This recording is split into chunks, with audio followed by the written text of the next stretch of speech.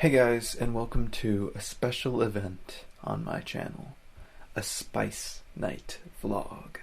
Vlogs aren't really my thing. I don't think I've ever made a vlog before in my life, so this may be terribly boring, but I have not really been able to have the time to make video essays, and the commentary video I'm working on, I announced it a bit ago, I am working on it, but just not making a lot of progress because I have a lot going on. But last night I traveled all the way to the north side of Brussels to go to the biggest theater in Belgium and watch Dune Part 1 and Part 2 in an event called Spice Night. And it was pretty amazing, so I figured the best way to share that with you guys would be to vlog it. I'm going to do a little review at the end and give my thoughts spoiler free, so if you want to hear my thoughts on Dune Part 2, you can go all the way to the end if you don't care about any of my day. But that's what we're doing. I hope you guys enjoy. I'm working on my commentary video and the big video essay, so don't worry, there is going to be more coming out. I just have to have time.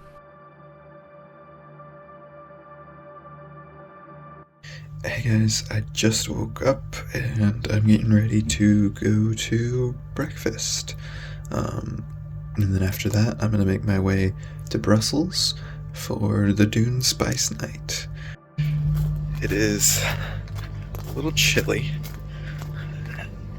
It's supposed to rain later today, which is not cool. So we'll see how that goes. Yeah, so I was up, I was ready to go, and I first headed over to get a nice, delicious breakfast offered by my school. It was amazing, pastries, all sorts of stuff. Unfortunately, we don't get this every day, just on Saturdays, because it would be quite a lot of food for every day. But man, it was really good. I had some apple juice, I love apple juice, and a various assortment of breakfast foods. Afterwards, I had to head out for my work program with the school, which I clean dishes. I clean up the whole kitchen after big meals, so all that delicious food that I ate, I had to clean up afterward. Well, I just finished up my work program for the school. Now I'm going to work on a school project for a bit, doing a video essay for one of my school projects, so that's cool. It's part of the reason I haven't been working on a new video for the channel in a bit, and then I will be on my way.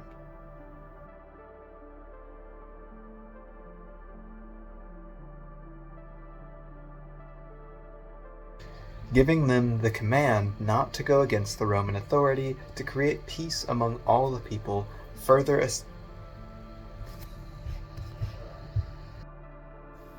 Alright, it's been a long day working on schoolwork and chores. Isn't that fun? But I'm about ready to head out. I'm gonna make my way to the bus station in a couple minutes, looking like an absolute dweeb, because I have a backpack, because it's probably gonna rain later, so I put a rain jacket in there. Also, I feel like I should, acknowledge this. I never wear these during video recording, because putting a camera light on them looks bad. I always get a bunch of reflections and everything, but I'm colorblind. These are colorblind glasses. I'm not just wearing these for fashion's sake, because honestly I don't like how they look always, but they let me see red and green, so what can I do? So yeah, I have to walk all the way to the bus station. I'm gonna get on a bus, ride that to the metro station, and then I'm gonna ride the metro into Brussels, stop at some of the shops, take a metro a little bit further north in Brussels, down to, I think it's Kinepolis Theater. It's the biggest theater in Brussels, right next to the Atomium. So we're gonna be able to see the Atomium, which is cool. I haven't seen that yet. It feels really nice outside right now, but it also has that wind and clouds that I'm sure it's gonna start raining before long. So that's gonna make my whole day so much fun. Well, I've made it to the bus stop. I got a little lost for a second on the way here, which shows my navigational abilities. Well, the bus got delayed again, so it's gonna be 10 minutes. Not too bad. Pretty normal with buses. But Dune. It's gonna be Dune Part 1 and Part 2. I'm so excited. Dune Part 1 was one of my favorite movies the year it came out, and Dune Part 2, like the second part of the book Dune, is very much so the part I like more of the book. So I'm really hoping it sticks the landing. It could still make a ton of mistakes. It's a really hard story to adapt, and the second half is especially dense, so it could easily run into just over-explaining itself, or being too stuffy, or even under-explaining itself. So there's going to be a very fine line for this to run. I'm super excited about it. Either way, I know it's going to be a blast. And at this point, probably definitely my favorite movie of 2024, because all I've seen from 2024 so far is Night Swim and Orion in the Dark. I talked about that on my channel previously.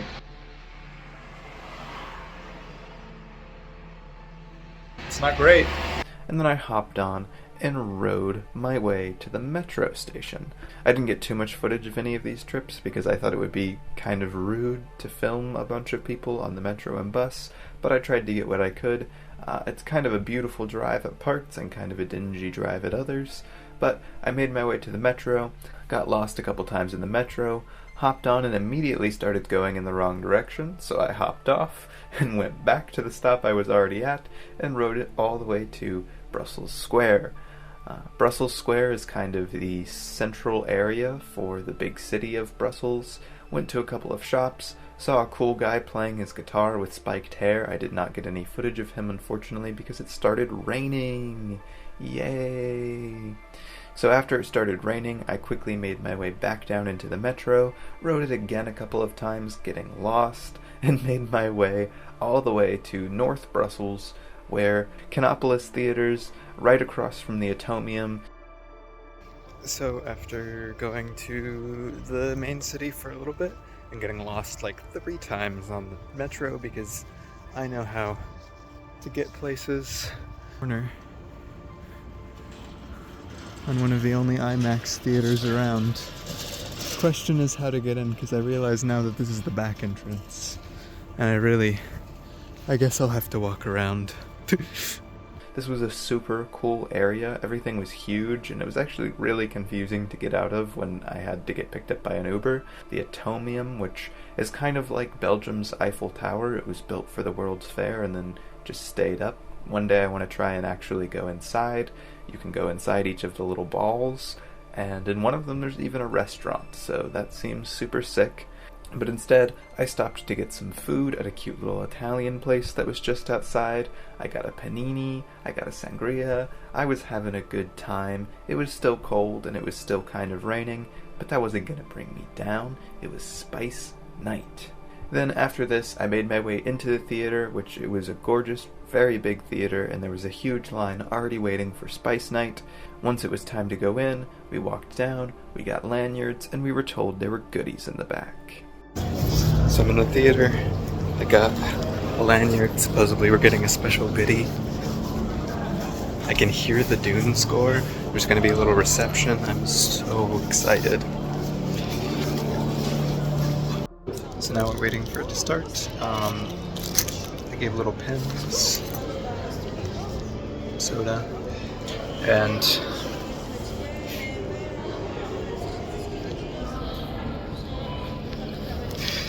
there also was a photo booth, but it froze up, so then it would print you a little postcard. I really wanted to do it, but the person, like 2 people before me, froze it up, and by the time I got up there, it wasn't working. So, it is what it is, but at the moment we're waiting. I think it's like 10 minutes. And we're going to start the first movie, so Dune Part 1. Then we're going to watch Dune Part 1, come back out, take a little break, and then Dune Part 2. And then yeah, I had Dune Part 1. I still think Dune Part 1 is a fantastic film. It had been forever since I'd seen it in theaters, and it just gets me. It really gets me, like emotionally visceral. I love Dune Part 1.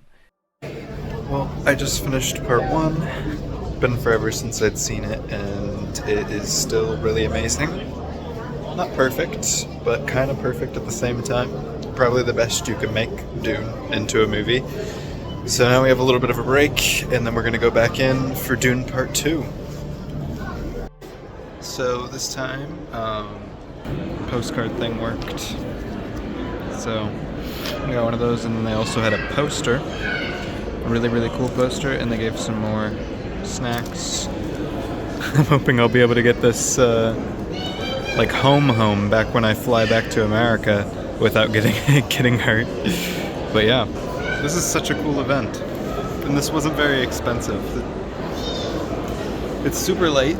The movie's gonna end at 1 a.m. So, that is what it is, but I'm super excited for part 2. And it was time for Dune Part 2. I was super excited, but also extremely tired, and that did unfortunately play into some of my enjoyment, I think. But, man, it was a feat. Well, I just finished Part 2. It's almost 1 a.m. I'm gonna try and make my way back home, but it was really interesting. I'll share my thoughts more on it later. Very interesting. Well, I've made it back to the room, and I'm exhausted. It's pretty much 2 a.m. right now, and if I was going to give first thoughts on Dune Part 2, which after this, once I'm not so tired, I'll give some more in-depth thoughts once I've formed my opinion better, but I really loved it. It was such a feat. It pulls off so much in a way that you really wouldn't think they'd be able to. At the same time, it does run into some of the problems I was worried about. I don't think it actually hits as emotionally strong as the first movie, because it's just got so much. It really is like a hard story to adapt to film. I think, honestly, if they get to Messiah, that'll be like my favorite of any of them. Messiah's my favorite of the books. And if they wrap that up, then this will be like the Lord of the Rings Two Towers situation, where, it's fantastic, but, it's no Fellowship or Return of the King. So, we'll see. I still think it was incredible. I cannot believe some of the stuff they pulled off, and I'll be thinking about some of the scenes for, a long time. It was a great day. It really was. I saw a lot of cool stuff. I ate some good food. I went on just a cool trip. I got to briefly see the Atomium. That's what that thing was. I'm sure I explained it in the voiceover. But yeah, Dune and Dune Part 2 are honestly just probably the greatest action blockbusters we've had since Lord of the Rings, which I know is what everyone compares it to. But it really is incredible that a cinematic feat like this is able to be pulled off today. I wouldn't even think that it would be. But anyway, I need sleep very bad, and I bet you do too. Yeah, I really think you need sleep. So would you close your eyes? I'll close mine, and we'll think of Dune thoughts. Dune Part 2 was really interesting. I'm not sure I actually liked it better than the first one, despite, as I mentioned earlier, the second part of the book is my favorite part. I think, unfortunately, it did, as I mentioned, fall into some of the pitfalls that it could have, just in the fact that there's so much story, and the second part of Dune goes over a good distance of time when Paul is just living with the Fremen. And it feels kind of montagey. It really hits up a lot of the big moments, but it feels more like it's telling you how things are happening than you're really experiencing them that much. And it just has to be that way, because otherwise it wouldn't be able to get through everything that it needs to as a movie. Again, Dune is incredibly hard to adapt. But for that was honestly my biggest complaint. There was a couple other things that were kind of weird. I would say that one of the biggest things I noticed about watching these two movies back-to-back in a packed theater is the kind of big tonal shift between Dune Part 1 and Part 2, and it's not the kind of tonal shift that I expected. This movie theoretically is like fully setting up all of the dark stuff that they get to in Messiah and Children of Dune, and it's honestly a way lighter tone. I'm telling you, non-stop. Like, if Stilgar was there, people were laughing out loud. Nobody laughed. I think there was like one time people laughed out loud during the first movie, and instead people were very focused. It's very intense. This one, yeah, from the very beginning, the tone is just lighter. It still goes for some of the darker moments, and I think it was kind of a calculated choice to go for a little bit lighter of a tone to get you more engaged with the Fremen as an actual people, and then to kind of counterbalance the darker stuff that this story has to get to. But I honestly didn't like that Stilgar was the butt of the joke so many times. I mean, they have Stilgar doing like literally Monty Python jokes about he's too humble to say he's the Messiah, so that must mean that he's the Messiah. That's literally something from Life of Brian. I'm not the Messiah! I say you are, Lord, and I should know I followed a few. Hail, Messiah! I'm not the Messiah. Will you please listen? I am not the Messiah. Do you understand? Honestly! Only the true Messiah denies his divinity. What? Well, what sort of chance does that give me? All right, I am the Messiah! He is! He is the Messiah! So it's just kind of odd to kind of feel that with Stilgar, who Stilgar is one of my favorite characters from the book, and watching again part 1 right next to part 2, Stilgar is like an 100% serious character almost, and then you just get a tonal dissonance. I think it works on the whole because you do feel a lot more for the Fremen. You really feel like you're part of the Fremen community, so that's good. But I don't know. I didn't fully love all of the kind of comedic moments of the film. That was one of my problems. It wasn't really a big thing. It was just notable. One thing that I will say as well is that honestly, it just wasn't as viscerally emotional. I didn't get goosebumps but for like a couple times, which I know is kind of like a weird thing because normally I wouldn't get goosebumps much at all during a movie unless it's doing something really special. But like, again, in Dune Part 1, I get goosebumps like a billion times with like the mix of the score and the editing and the weight of the story that they're telling. And I don't know, again, I just feel like this doesn't have fully a lot of the same visceral weight. I think there are some fantastic moments, but I don't know, it wasn't fully there for me. I think that might have been partially because I was super tired as well, though. At this point, like, I was tired enough that I just felt it. I hadn't stayed up that late in forever because I have to get up early for classes, so staying up until 1 a.m. watching a movie, it was a stretch for me to fully be as into it and as awake as I wanted to be, so I'm sure that was a big factor. That was nice. So I'm sure that was a big factor. A couple of cool stuff. I thought it was funny that Austin Butler can still barely drop the Elvis voice. Like he's doing the Harkonnen voice, but it's thinly veiled, the Elvis voice. He can't get away from it. It's very funny.